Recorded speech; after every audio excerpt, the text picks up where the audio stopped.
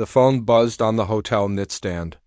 I'd been on vacation with her, what I thought was our romantic escape, but the message that popped up made everything crystal clear. I'm done. I need more than this. Don't try to follow me. I just froze. My passport was gone. All the cash I had for the trip vanished.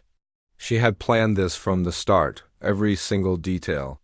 The separate flights we booked, the timing of my bathroom break at the airport, the fact that she wasn't coming back. I tried calling her, but it went straight to voicemail. My texts were left unread. Her work trip had been a cover for her escape. My entire world had just collapsed in a few lines of text. I sat on the edge of the bed, staring at a note she'd left on the dresser. Enjoy the adventure, babe. P.S. Your money's in the safe. If you remember the code? I stumbled over to the safe. At first, I tried our anniversary code. Nothing. Then her birthday. It clicked open, but my cash wasn't there. Only another note. Canceled your cards. Don't want you causing trouble. Love you. Mean it. I let out a quiet laugh, not because it was funny, but from sheer disbelief.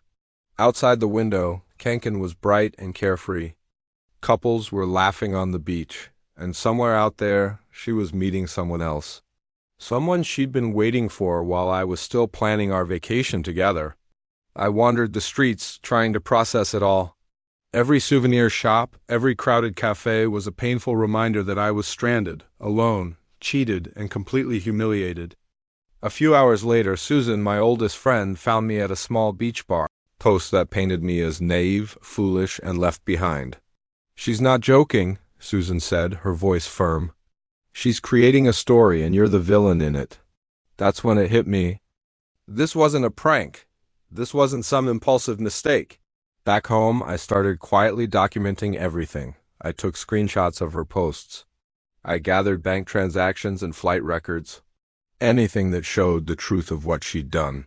Susan helped me, legally and carefully. As weeks passed, Rachel's story began to fall apart. Her lies started to overlap, her timeline didn't add up. And then there was him, the man she'd run off to meet.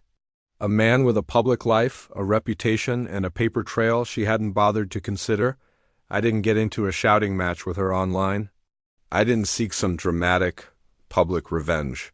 I let the cold, hard facts speak for themselves. When the divorce proceedings began, Rachel walked into the courtroom radiating confidence. She walked out pale and silent.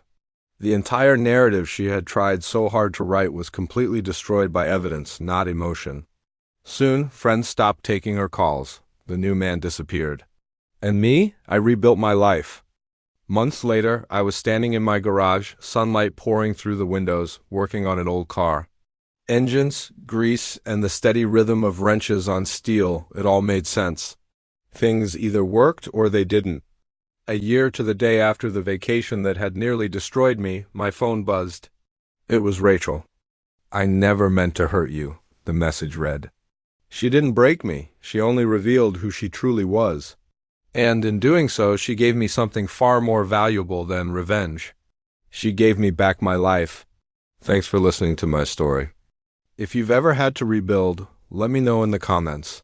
And don't forget to subscribe for more.